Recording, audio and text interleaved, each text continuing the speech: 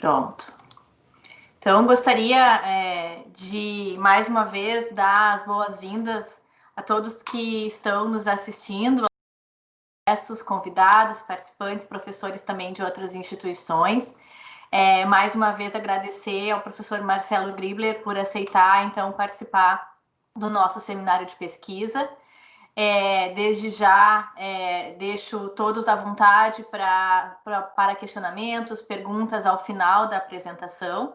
Nós costumamos, então, ter uma apresentação de 40 a 45 minutos, né, com 10 a 15 minutos de perguntas e debates.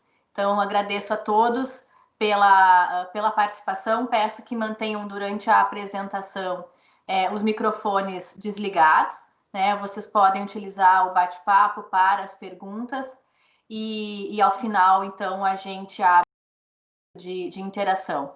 Mais uma vez, professor Marcelo, muito obrigada por aceitar o convite. O professor Marcelo é professor do Programa de Pós-Graduação em Economia da URGS. Agradecemos o aceite. Por favor, Marcelo, fique à vontade. Obrigada. Obrigado, Luciana. Obrigado, agradeço a todos os unicinos pelo convite, pela oportunidade. Eu vou compartilhar a minha... Bom, já está compartilhada, né? Eu vou agora colocar em tela cheia aqui.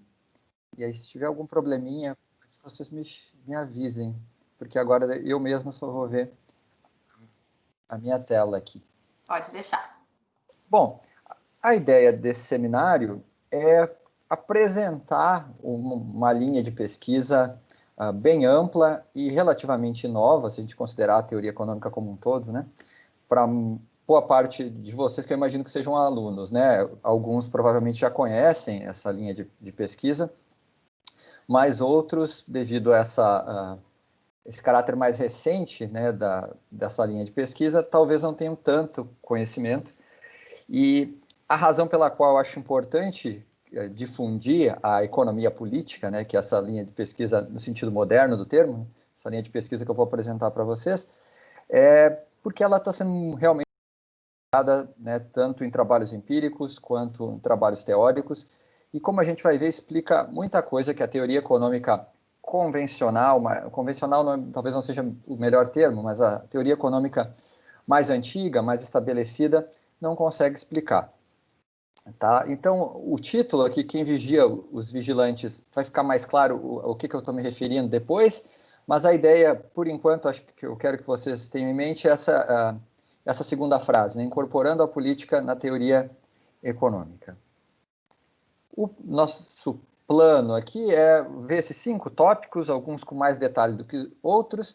Eu vou começar fazendo uma distinção da economia política clássica, que é aquela que provavelmente a maioria de nós, né, nós todos aqui, né, que estamos assistindo ao seminário, estudamos na graduação de economia, né, com mais profundidade, fazer essa distinção dessa economia política clássica da economia política moderna, que é justamente essa linha de pesquisa, nessa área da economia, da teoria econômica, que eu quero apresentar, vender um pouco aqui para vocês hoje. Depois aí sim a gente vai falar com mais cuidado da própria economia política moderna, algumas das suas características, né, aquilo que ela estuda, qual é a sua principal hipótese, a importância, né, dessa hipótese para explicar fenômenos que até então a teoria econômica tradicional tinha um pouco de dificuldade em explicar. Aí depois a gente vai ver 2 exemplos, um aplicado à política industrial, o outro aplicado um pouco ao comércio internacional, à política de proteção à indústria nacional, se a gente quiser pensar assim, né, com a participação de grupos de lobby. E lá no final eu vou falar rapidamente um pouco, vender um pouco o peixe do meu grupo de pesquisa. Como aqui esse seminário eu não vou apresentar um dos papers, né, nos quais eu sou coautor, eu vou, sim, depois no final apresentar um pouco do que eu faço como um todo, né, eu e os meus companheiros, meus colegas no PEGAT, que é o nosso grupo de pesquisa, que entre os membros tem inclusive professores da própria Unicinos, né, como o professor Guilherme Stein. Então, a nossa primeira tarefa aqui é fazer essa distinção, né? Separar a economia política clássica, né, ou economia política que a gente costuma estudar em HPE, ou mesmo a maioria dos cursos de graduação ainda hoje, graduação em economia, ainda hoje tem disciplinas específicas para economia política. Nesses cursos, o que a gente estuda é a chamada economia política clássica. Então, aqui eu quero fazer uma distinção da economia política moderna, que é essa que eu vou apresentar para vocês. E para começar essa discussão, né, eu apresento aqui um paralelo com um autor representando cada uma dessas versões da economia política, né? Na economia política clássica eu escolhi o Marx, provavelmente é o mais identificado, né? O primeiro nome que nos vem à cabeça quando se fala em economia política. A minha experiência na graduação, como aluno de graduação, né, estudando economia política, foi uma disciplina que estudou exclusivamente o Capital, né, o Marx. Então, acho que o Marx representa bem essa linha mais tradicional da economia política.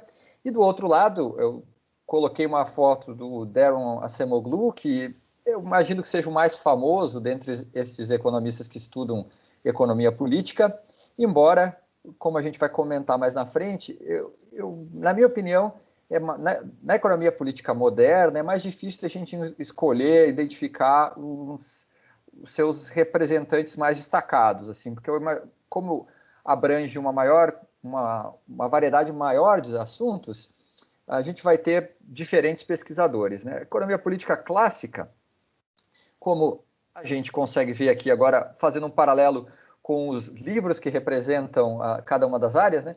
Ela está mais focada em... Não sei se eu posso dizer que o assunto é mais restrito, mas é algo mais fechadinho, né? Uma vez que, se a gente lembrar, quando estudou HPE, ou quando estudou a disciplina da própria economia política, a ideia dos primeiros economistas, que eram chamados de economistas políticos, né, como o próprio Marx e antes dele o Adam Smith, o David Ricardo, era estudar a criação de riqueza e principalmente a distribuição da riqueza entre diferentes grupos na sociedade, né? Entre trabalhadores, capitalistas, proprietários de terra. Então, a gente estuda aquelas teorias que envolvem o valor da terra, né?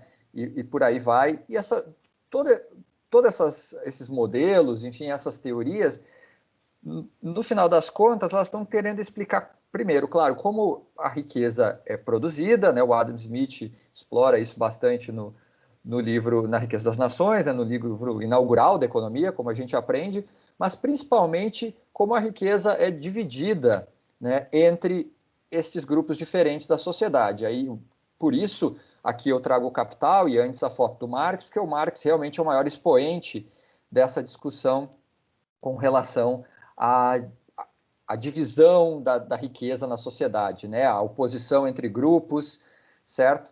Então, é isso que a gente aprende como economia política clássica, né? A gente olhar para a sociedade e se perguntar como a riqueza é produzida e, principalmente, como ela é dividida. Bom, na economia política moderna, como eu mencionei antes, a quantidade de assuntos e tópicos que a gente pode estudar é muito maior, simplesmente porque, se a gente pudesse definir, assim, ou pensar numa definição mais simples, a gente definiria essa economia política moderna como é o estudo da interação entre política e economia. E aí isso explica um pouco da razão do título, né? Explica um pouco do título desse nosso seminário. Então, quando a gente incorpora a política dentro da economia, a gente começa a entender alguns fenômenos que até então a gente tinha certa dificuldade, ou entendia, explicava de uma maneira diferente. Então, essa interação entre política, e aqui quando eu me refiro à política, eu estou falando mesmo de decisões de políticos, eleições, tudo isso que a gente entende como política mesmo, né? Essa interação desses aspectos com a economia mais pura, né? Como a gente estuda ao longo da graduação, vai nos permitir estudar uma gama de assuntos que até então a gente estudava de uma maneira diferente, ou nem mesmo estudava, e entender alguns assuntos que até então não entendia, certo? Aqui, como expoente dessa economia política moderna, e mais uma vez eu faço a observação de que é difícil a gente escolher um expoente, dado essa grande variedade de assuntos, como a gente já vai ver, Mas eu trago aqui o livro do próprio Acemoglu, né, com o James Robson, Por que as Nações Fracassam, no qual eles estudam exatamente isso que eu acabei de descrever, a interação entre política e economia e o impacto que isso tem para a prosperidade de nações, certo? Principalmente explorando o impacto sobre as instituições, tanto econômicas quanto políticas. Então, quem já leu o livro sabe que o livro, ao longo do livro inteiro, os autores exploram essa interação, essa conversa entre economia e política, como um afeta o outro e vice-versa, certo? Então, não é só a política afetando a economia também afeta a política, e essa via de mão dupla vai ser bem importante para a gente entender todos os assuntos que essa economia política moderna estuda. Mas para a gente entender bem o que a economia política moderna estuda, como ela nos permite explorar assuntos que até então a gente explorava de forma diferente, ou mesmo nem explorava, é importante a gente conhecer a sua principal hipótese. E ela é muito simples, e se a gente pensar vai fazer todo sentido, né? A hipótese é de que políticos, governantes, tomadores de decisão em geral, não são benevolentes. Isso quer dizer que eles são agentes racionais, como eu, como todos vocês, e, portanto, eles maximizam a sua utilidade, certo? Até aí alguém pode dizer, não, mas eu já vi modelos macro no qual o agente que está maximizando, ele também maximiza uma utilidade, quem toma a decisão lá, o planejador central, por exemplo. Só que lá ele é benevolente, a utilidade que ele maximiza é uma utilidade refletindo o bem-estar da sociedade. O que a gente destaca na economia política moderna é que esses agentes, eles vão maximizar uma utilidade que, em geral, vai ser diferente simplesmente do bem-estar social. Pode incluir uma parcela do bem-estar social, a gente não exclui um certo grau de benevolência, mas, em geral, eles vão dar um peso pequeno ao bem-estar social e vão se preocupar, quando a gente pensa principalmente em políticos, né, que estão tomando decisões em nome dos seus representados, em nome dos seus eleitores, eles vão tentar maximizar a chance de eleição ou de reeleição, quando a gente está falando de um incumbente, alguém que já está no cargo. Eles podem maximizar a renda que eles extraem de estar no poder, de estarem no poder, né? E a renda de estar no poder pode incluir seu salário, pode incluir corrupção, né? Desvio de dinheiro, certo? E aí a gente já está mostrando que os assuntos que a gente vai conseguir estudar quando entra dentro dessa área, né, da economia política, e eu vou agora, a partir de agora, falar menos economia política moderna e mais economia política, certo? Eu vou evitar de falar o moderna, só por uma questão de encurtar mesmo e tornar mais simples aqui o diálogo. Mas, então vocês estão vendo que a gente pode estudar corrupção, a gente vai poder, por exemplo, ciclos econômicos, certo? E já vamos falar um pouco mais desses assuntos logo.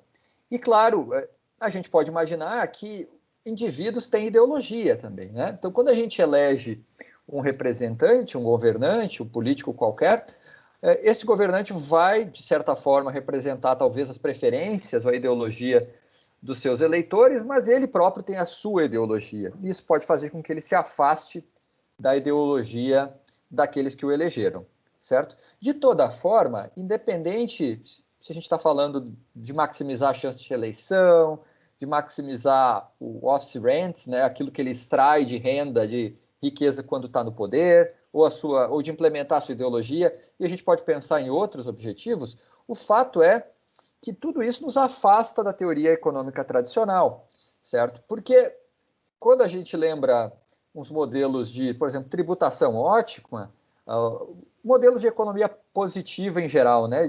Desculpa, de economia normativa em geral, descrevendo como deveria ser, né? Por exemplo, tributação ótima, ou se a gente resolve o modelo para aqueles que já conhecem um pouco mais, né? Por exemplo, que estão na pós-graduação, modelo de macro dinâmico com planejador central, né? O Ramsey ou Cass-Cookmans. Todos esses modelos, não existe nenhum tipo de preferência própria de quem está tomando a decisão, do planejador central, do governante, né? de quem está formulando uma política de tributação ótima. Ele simplesmente está maximizando o bem-estar da sociedade ou está minimizando perda de bem-estar, que é equivalente, certo? Mas se a gente pensar que esse indivíduo que está tomando a decisão é um político e daqui a um ano ele vai ter que concorrer para tentar se reeleger contra um adversário, pode ser que isso faça com que ele não opte pelo ótimo social, mas ele acabe distorcendo um pouco a política ótima em favor de um determinado grupo que pode contribuir com a campanha dele, e por aí vai. A gente tem vários caminhos a explorar. Eu espero poder apresentar alguns aqui para vocês e despertar o interesse de vocês por essa área, certo? Bom, vamos dar alguns exemplos, então, né? Eu já falei, olha, tem vários assuntos que a gente pode estudar dentro da economia política, mas quais, né? Vamos citar alguns. O primeiro deles, já que a gente falou do Acemoglu e do por que as nações fracassam, é instituições de desenvolvimento econômico. Como eu já apresentei um pouco do livro, né, a ideia de que interação entre economia e política acaba determinando como as instituições de uma sociedade vão se comportar, né, acaba determinando o desenho das instituições e a sua evolução ao longo do tempo. Então, isso, como a gente sabe daí, da própria teoria econômica mais estabelecida, assim, se a gente quiser chamar assim, né, que instituições são determinantes para o desenvolvimento socioeconômico, bom, então a interação entre economia e política, em última instância, também é determinante para o desenvolvimento socioeconômico das nações. Então esse é um tópico bem mais, a gente pode dizer que ele é um pouquinho mais antigo dentro da economia política moderna, certo? Tem alguns tópicos que são um pouco mais recentes devido à evolução, né, natural da ciência, mas esse é já um pouco mais estabelecido. Tem esse livro, que é um livro de fácil acesso, mesmo para quem não tem formação em economia.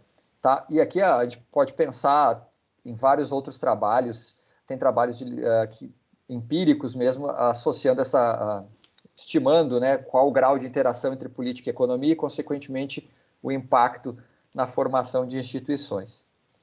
Um outro tópico muito clássico, né, muito bem estabelecido dentro disso que a gente chama de economia política moderna, são os ciclos políticos e econômicos. Talvez esse seja ainda mais fácil da gente lembrar quando fala em economia política moderna, né?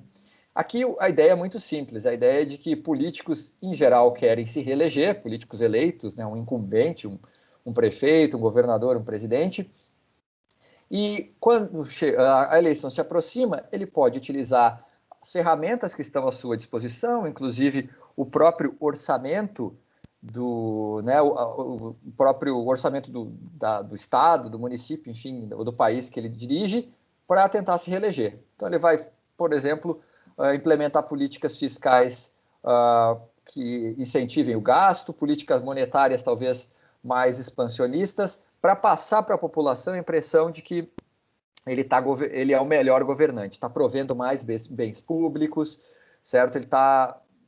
Ele tá governando de uma maneira que está dando resultado visível para a sociedade. Esse talvez seja o exemplo mais clássico.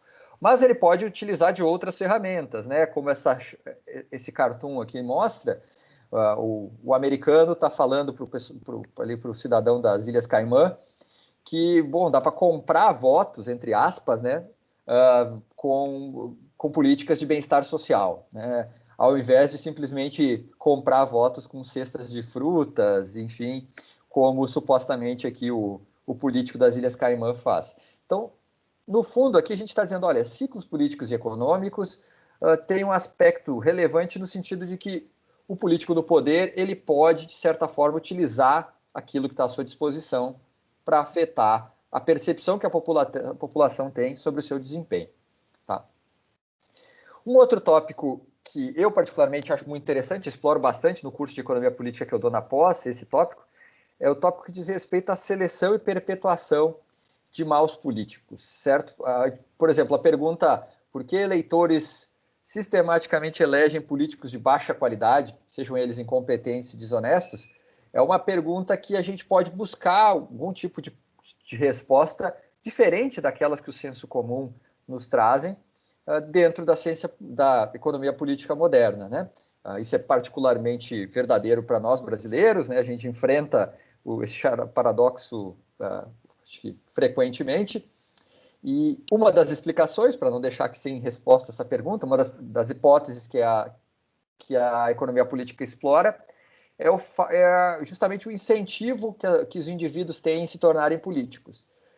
Por exemplo, entre nós todos aqui, alguém tem incentivo a se tornar político? Talvez isso explique porque pessoas com um nível de instrução mais baixo se envolvem em política, porque, vejam, se o político é visto, por um lado, como corrupto, pessoas que são honestas talvez não queiram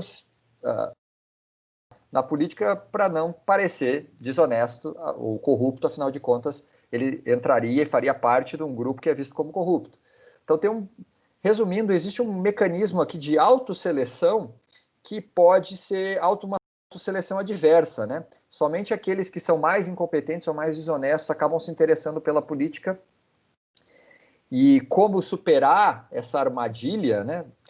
É algo que vale a pena estudar, eu acho que essa literatura, sem dúvida, estuda, né? E, claro, algo que é muito mais típico, e aqui a gente já começa a se aproximar mais da ciência política, né, é o comportamento do eleitor. Como a decisão do voto é impactada por ideologia, claro, por gastos de campanha, a questão de voto estratégico, né, como o eleitor vota, se ele vota naquele candidato ou naquela opção que é a preferida dele, ou ele prefere votar numa outra para evitar que aquela que ele menos gosta vença, né, que a gente chama de voto estratégico na literatura, mas na prática normalmente é conhecido como voto útil, né, principalmente quando a gente ouve reportagens tratando de campanha eleitoral mesmo. Então aqui eu apresentei alguns tópicos, mas a gente pode estudar corrupção. De fato, corrupção também é um tópico clássico dentro da economia política. Modelos de lobby, e a gente vai apresentar um exemplo envolvendo corrupção e outro envolvendo lobby já. Manifestações de rua e seus impactos sobre políticos, esse é um tópico já mais moderno, né, mais recente. Dentro do PEGAT mesmo a gente tem membros que estudam estes fenômenos, esse tipo de situação. Regimes autocráticos, ditaduras, né, ou mesmo regimes que são democráticos no papel, mas na prática não são tão democráticos assim.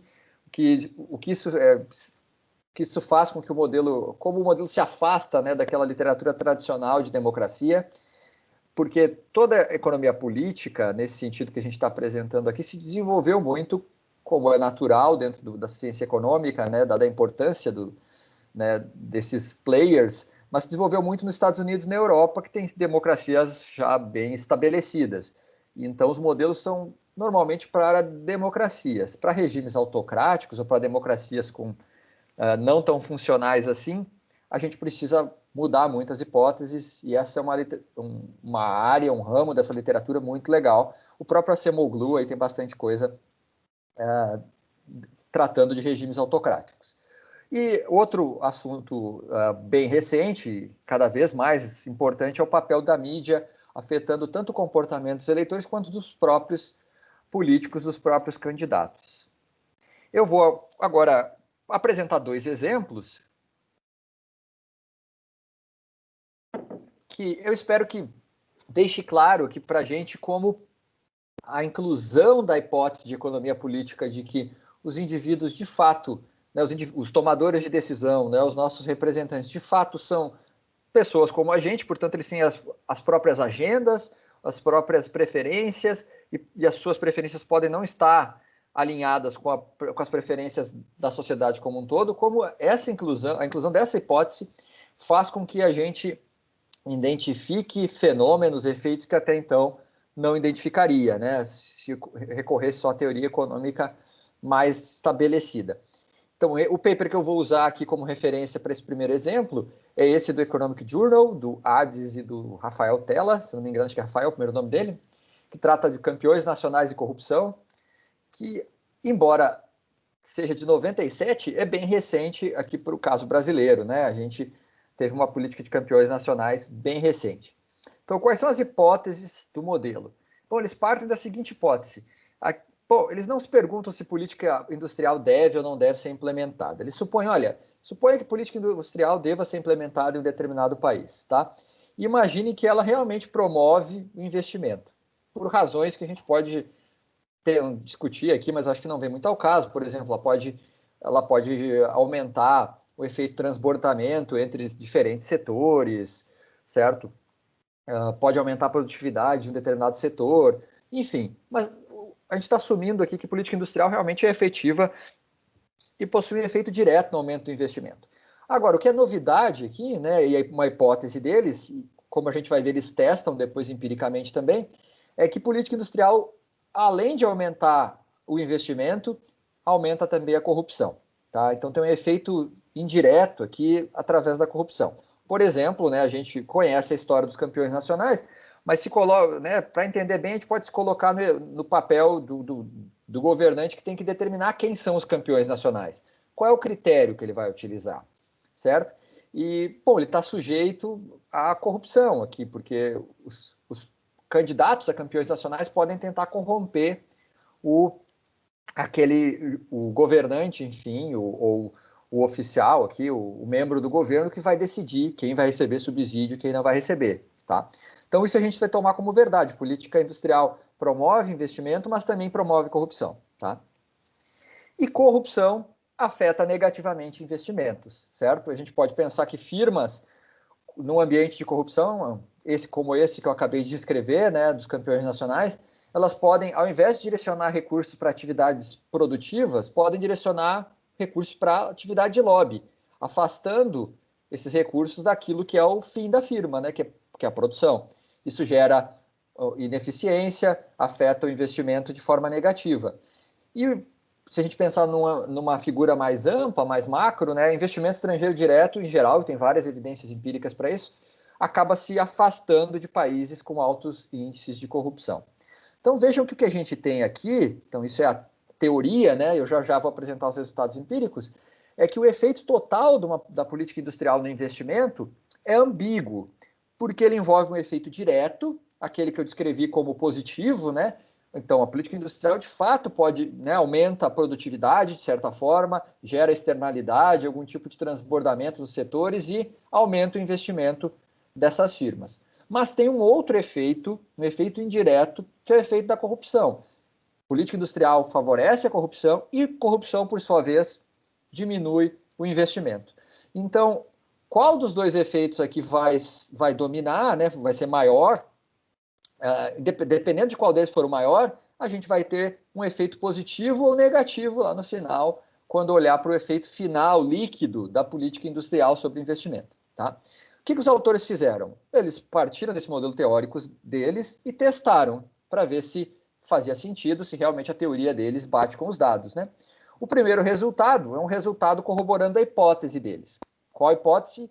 De que corrupção é mais comum em países com políticas industriais ativas. Então, a hipótese de que política industrial favorece, dá margem à corrupção, é corroborada pelas regressões do paper deles, né? E aí depois eles chegam no segundo resultado, que é o resultado mais impactante aqui desse paper, né? Que na presença de corrupção, o efeito total da política industrial sobre o investimento não é 100%, não é o efeito direto inteiro, né? Então, aqui, se não houvesse corrupção, eu só teria o efeito direto, que daria o 100% da política industrial, digamos assim.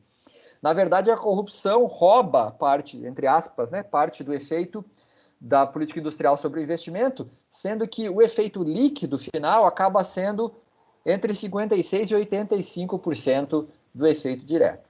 Tá? Então, o resumo aqui desse paper é, política industrial, quando a gente olha para ela incluindo o olhar da economia política, a gente vai se dar conta de que corrupção faz parte da vida, afinal de contas, os indivíduos que estão lá podem aceitar corrupção, podem aceitar contribuições de campanha por fora via Caixa 2 para tentar reeleição e por aí vai. E isso, por sua vez, impacta negativamente o investimento, causando esse efeito ambíguo e esse resultado deles aqui. Notem que se a gente não incluísse esse aspecto da economia política, né, se a gente imaginasse que o formulador da política industrial aqui, o cara que está escolhendo os campeões nacionais, né, está implementando a política, ele é um político benevolente, como a teoria econômica, né, mais tradicional assume, a gente desconsideraria esse efeito aqui, negligenciaria esse efeito e chegaria a uma conclusão errônea. Né? O segundo artigo que eu quero apresentar para vocês, aqui na verdade é um par de artigos, né? Porque aqui, enquanto no artigo anterior a teoria e a evidência empírica estão juntas, aqui eu tenho teoria num artigo e evidência empírica em outro, mas tratam do mesmo assunto, que é lobby e proteção à indústria nacional. A teoria é desse artigo ultra clássico aqui em economia política, né, do Grossman e Helpman, o Protection for Sale, e a evidência empírica veio alguns anos depois, nesse paper aqui de 2000, tá, do Review of Economic and Statistics. Eu não vou me atrever aqui a pronunciar o nome dos dois autores, tá, mas a gente vai ver que a ideia, né, é muito parecida com a ideia anterior, uma vez que a gente tem que lembrar de incluir aquela hipótese básica da economia política, que quem toma a decisão é um indivíduo como qualquer outro e, portanto, tem as suas próprias preferências, os seus próprios vieses, como a gente quiser pensar. A ideia aqui também é muito simples, né? A política de comércio internacional, política, se a gente quiser pensar de barreiras tarifárias e não tarifárias, barreiras à importação, por exemplo, é determinada em parte por grupos de interesse ou por grupos de lobby aqui, tá? A gente pensa nisso, é óbvio, né? Grupos fazem pressão sobre o Congresso, enfim, sobre quem toma a decisão. Há uns anos atrás eu lembro de ter lido uma reportagem comentando o lobby que a indústria nacional de produção de tênis, de corrida, fazia para colocar imposto de importação em tênis importados, né? À época eu praticava corrida de rua e a empresa nacional mais destacada nisso, acho que era a Olímpicos, e por isso que os tênis da Olímpicos eram muito mais baratos que os tênis internacionais, né? Claro, tem a diferença de qualidade, enfim, mas isso parece natural para a gente. Mas vejam, quando a gente estuda os modelos mais básicos de economia internacional, né, um governo, quando ele vai decidir esse tipo de política, ele maximiza o bem-estar social. A gente não leva em conta os lobbies, né, os grupos de interesse fazendo pressão. As previsões do modelo teórico, do modelo do Grossman e Helpman, a gente aqui não vai poder detalhar muito elas, mas, em geral, elas são aquilo que a gente espera, com exceção dessa primeira, que tem uma diferença um pouquinho sutil aqui com relação ao que o senso comum pensa, né? Deixa eu já colocar as três aqui. Bom, as previsões são simples, né? Primeiro, indústrias politicamente organizadas, isso é uma variável importante do modelo, os grupos de interesse só conseguem fazer pressão sobre os políticos, sobre os tomadores de decisão, se eles forem politicamente organizados, né? Se eles tiverem força. Então, nessas indústrias, são aquelas que conseguem proteção, a proteção varia com esse Z sobre E aqui, com essa razão, né? Onde Z é o inverso da razão de penetração das importações e elasticidade de preço das importações, tá? Por que ela é um pouco contrária ao que o senso comum imagina? É porque o Z é o inverso da razão de penetração das importações, né? Então a gente esperaria que quanto maior a penetração das importações, mais um setor teria que ser protegido. Aqui a teoria diz que é o contrário, mas veja que pode ter uma endogeneidade aqui, né? Pode ser que um grupo já é protegido e, portanto, ele tem uma razão de importações menor, tá? Algo que na parte empírica do paper eles exploram também. Quanto maior a proteção à indústria de insumos intermediários, maior será a proteção provida àquelas de bens finais, quando a gente pega uma cadeia de produção, que é algo acho que também faz sentido. E esse terceiro é difícil de testar empiricamente, mas os autores do segundo paper ali eles conseguem ter sucesso, é que o padrão de transferências dos grupos de interesse para os políticos, é tal que compensa a perda de peso morto. O que isso quer dizer? O governante ele leva em conta o bem-estar social também, certo? E aí, quando ele vai implementar uma política ótima, né, a política que ele considera ótima, ele pesa um pouco o bem-estar da sociedade e pesa os grupos de interesse, afinal, os grupos de interesse estão contribuindo para a campanha dele, né, como o modelo faz, né? Mas para ele pedir, o que ele pede em troca para os grupos de interesse tem que compensar aquilo que ele está perdendo em termos de bem-estar social, que é o peso morto, né? Como a gente conhece da microeconomia. Então, tem esse padrão. O que os autores fazem, eles conseguem uma base de dados, por isso que demorou bastante, né, para a implementação da parte empírica desse modelo, 6 anos, se eu não me engano, é que eles conseguem uma base de dados difícil de conseguir, né? Como eles apresentam, que envolve barreiras não tarifárias, e principalmente dos Estados Unidos, e eles conseguem corroborar as 3 hipóteses, né? Então eles testam esse modelo. Mas a ideia de eu trazer esse segundo exemplo é a mesma do primeiro, né? Mostrar que a gente não consegue entender a política de tributação e importação, por exemplo, de barreiras não tarifárias, como a gente quiser pensar, não consegue entender ela profundamente sem incluir a possibilidade de grupos de pressão agirem, né, fazerem lobby sobre os políticos, sobre aqueles que determinam essas políticas, certo? Bom, aqui caminhando para o final da minha apresentação, eu quero comentar uma outra área da economia política que está mais próxima da ciência política do que as demais, certo? Por um lado, né, em termos de objeto de estudo, ela está mais próxima da ciência política, mas pelo lado do método, ela está próxima da economia, porque afinal de contas a gente usa principalmente teoria dos jogos. Então, o nosso grupo de pesquisa, o PEGAT, né, o Grupo de Pesquisa em Economia Política e Teoria dos Jogos, nele a gente estuda vários desses assuntos que eu apresentei aqui, mas mais alguns aqui que eu quero citar, que eu comentei com vocês agora, que estão mais próximos da economia, da ciência política, e que assim, tem uma avenida boa para se seguir por esse caminho, né? É uma estrada interessante para se seguir, porque na ciência política, agora que a gente está começando a usar esses métodos que a gente já usa na economia há muito tempo, né? Principalmente teoria dos jogos, que eles chamam de formal theory dentro da ciência política. Então, por exemplo, coligações, toda a literatura que envolve coligações ou alianças políticas é uma literatura bem recente, tem muita coisa a ser feita, e o nosso arcabouço de teoria dos jogos dentro da economia serve bastante para estudar essas coisas, e é um caminho muito legal que a gente explora lá, estuda no PEGAT. Eu tenho uma coautora que é pós-doc na própria Unicino, só que na sociologia, a Roberta, que a gente trabalha nesse tipo de assunto, né, com coligações.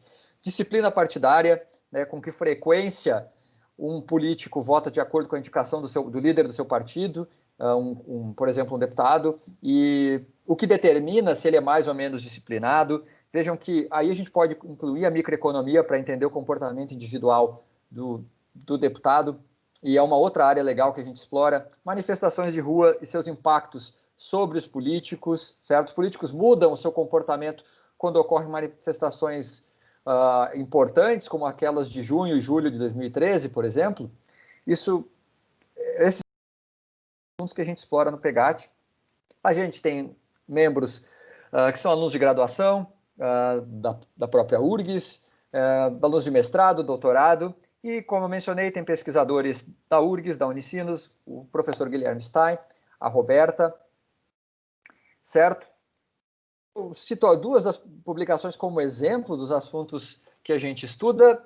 O meu paper mais recente com a Roberta foi aceito agora, mês passado, no Journal of Theoretical Politics, que é um journal justamente muito próximo disso que a gente faz aqui, né, de alianças, política usando jogos, usando microeconomia em última instância.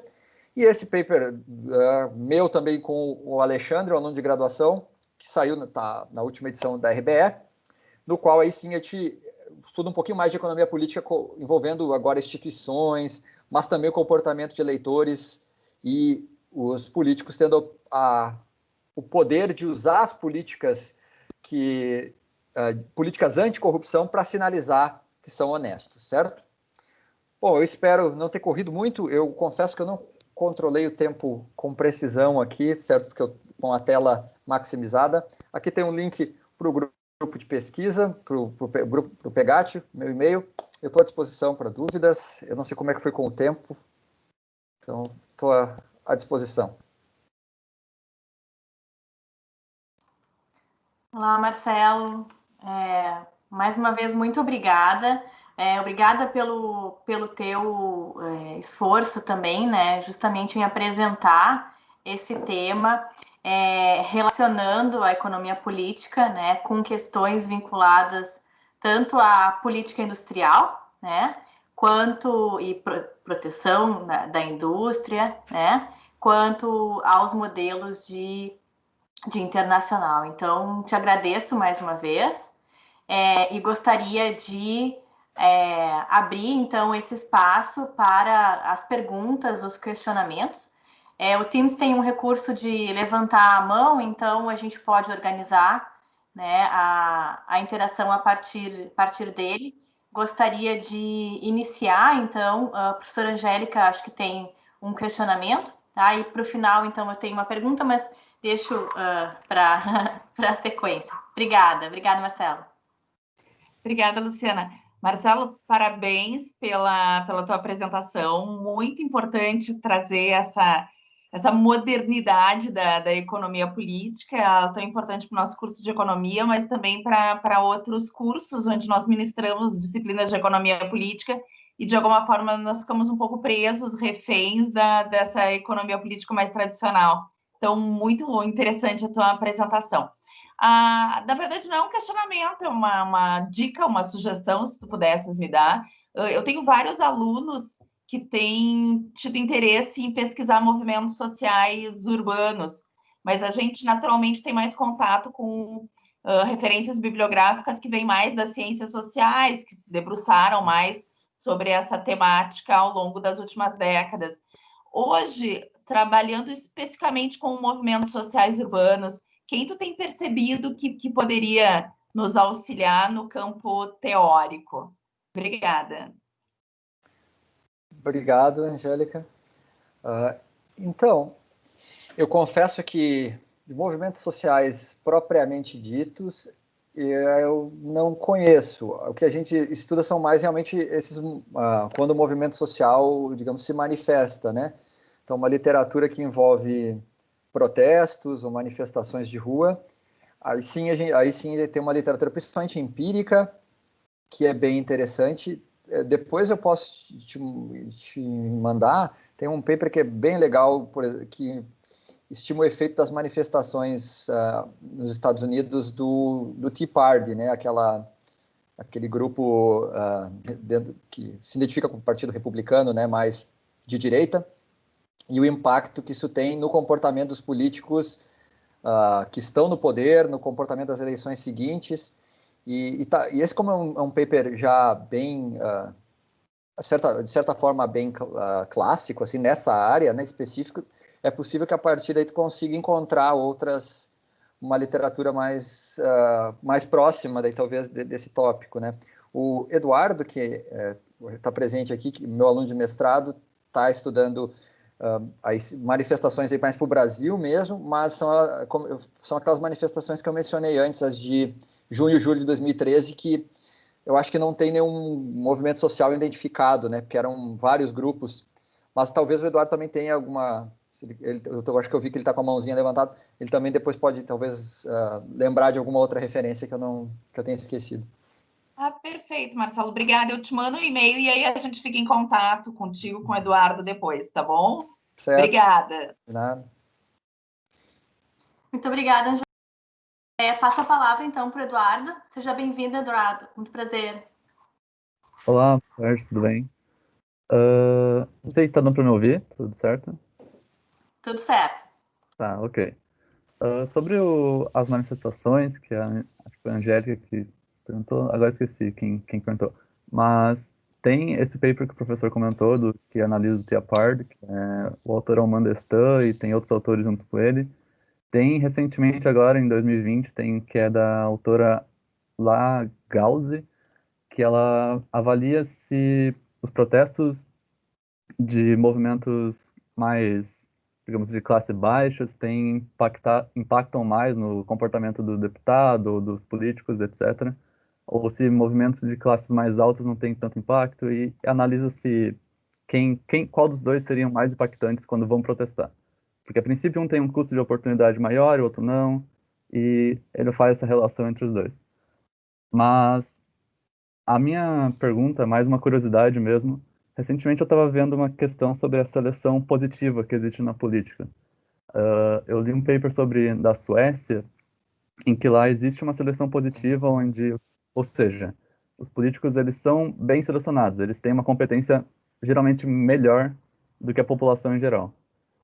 E, além disso, eles verificaram se o regime que ocorre essa seleção lá na Suécia, se é um regime elitista, se é um regime de meritocracia exclusiva, se é uma meritocracia inclusiva, ou seja, se tem uma boa representação dos políticos, se tem políticos de baixa renda, alta renda. E eu queria ver a opinião do professor Marcelo, como ele acha que funciona isso aqui no Brasil, porque eu não cheguei a ver aqui no Brasil como funciona. E é mais ou menos isso.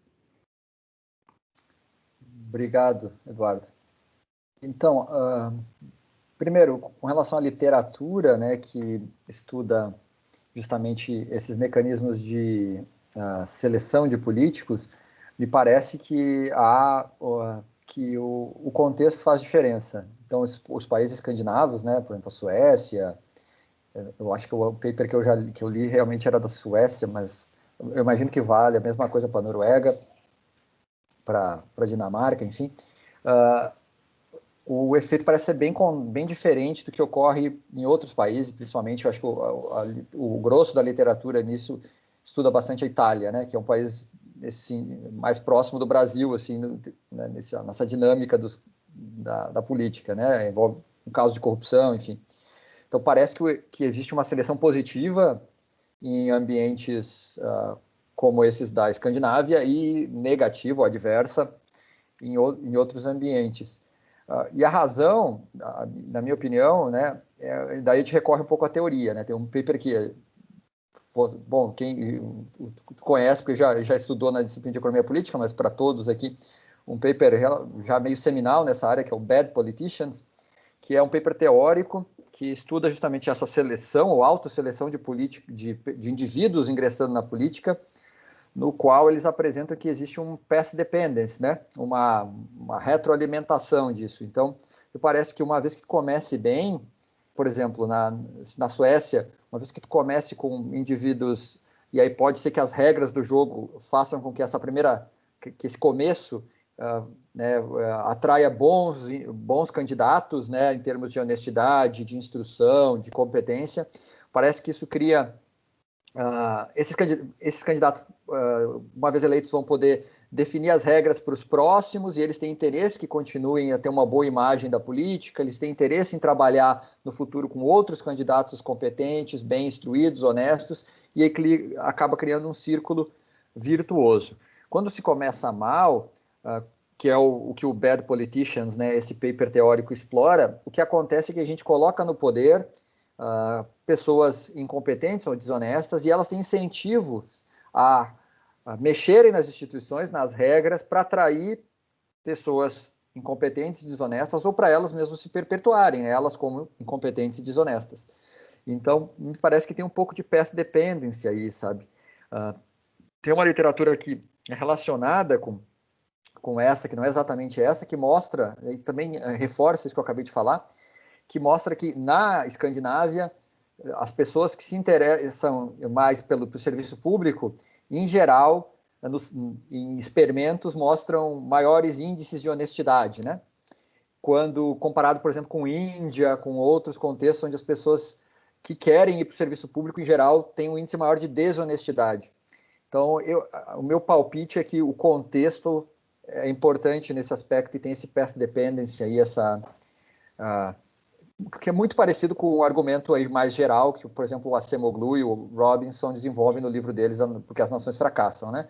Uma vez que o país comece mal, aqueles que estão no poder, as instituições ruins vão eleger pessoas ruins que têm interesse em perpetuar instituições ruins, e isso, eu acho que isso vale um pouco para a seleção de políticos, né?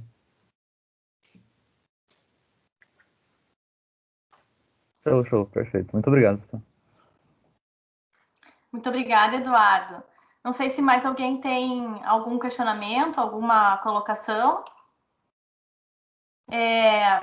Marcelo, queria aproveitar também que tu falaste a respeito do paper que discute a política de campeões nacionais, né? É um paper de 97, quer dizer, antes dessa experiência mais recente brasileira que nós teríamos, né, de exemplo dessa política.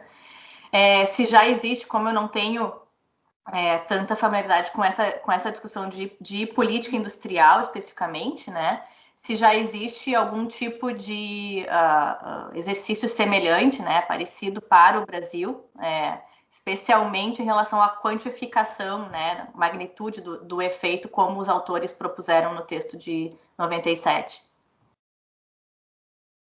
Então, Luciana, eu vou te ficar devendo. Eu tenho a impressão de já ter visto um working paper sobre o assunto, mas eu podia, né? Era uma coisa que eu, dado a importância do tema que isso nos remete, né? A nossa política podia ter dado uma olhada realmente. Não lembrei. Agora que perguntou, lembrei. Acho que tem, mas vou ficar te devendo. Uma observação sobre esse assunto que eu acho legal, assim, é uma dica, sei lá, uma sugestão, né? É a de que o modelo que eles apresentam, né, nesse paper que eu apresentei de 97, é um modelo meio, de certa forma, não sei se posso chamar de macro, mas ele não microfundamenta muito como a corrupção afeta o investimento, né? Eu acho que essa é uma coisa que, para o caso brasileiro, é interessante de ver, sabe? A gente, por exemplo, sabe que como os campeões nacionais têm uma ideia, pelo menos, né, por todas as informações, mesmo de página policial, né, de como os campeões nacionais agiam tentando influenciar e como essa ação prejudica eles em termos produtivos, por exemplo, né? E eu acho que esse paper, se ele realmente existe, se eu não estou enganado, ele também não faz isso, né? É só um exercício empírico, mas sem modelo estrutural, assim, só forma reduzida mesmo, né? Mas eu fico devendo nessa. Não, sem problemas. Voltamos a esse ponto na sequência. Bom, não sei se temos mais alguém com perguntas, questionamentos? Acho que não. Então, mais uma vez, eu agradeço ao professor Marcelo pela participação no seminário, em nome aqui também não só do programa de pós-graduação em Economia da Unicinos, mas também da comissão que organiza os seminários, né, junto com a professora Angélica e a professora Janaína. Agradecemos, Marcelo. Agradecemos também a todos que participaram do seminário. Deixamos em aberto também o convite. Nosso próximo seminário é dia 23 de outubro. Nós receberemos o professor Fábio Freitas, da UFRJ, tá? E lembrando também que aqueles que tiverem mais interesse em conhecer o programa de pós-graduação em Economia da Unicinos, do mestrado e doutorado, nós estamos com inscrições abertas, então deixo o convite a todos vocês para conhecerem um pouco mais o programa. Tá? Agradeço a todos, desejo uma boa tarde, um bom final de semana a todos. Obrigada. Obrigado, boa tarde, pessoal. Obrigada, Marcelo. Boa tarde. Prazer. Tchau para Prazer. vocês.